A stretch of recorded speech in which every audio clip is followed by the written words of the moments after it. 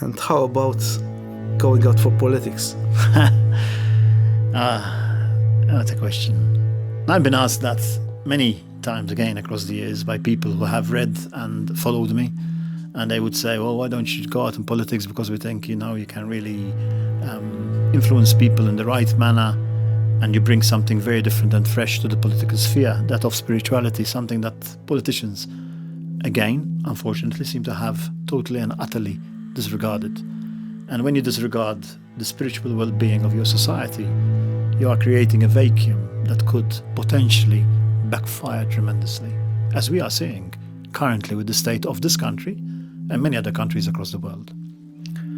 Would I entertain it under the right auspices, with the right theme and the right people behind me? Then the answer would have to be yes. Very interesting.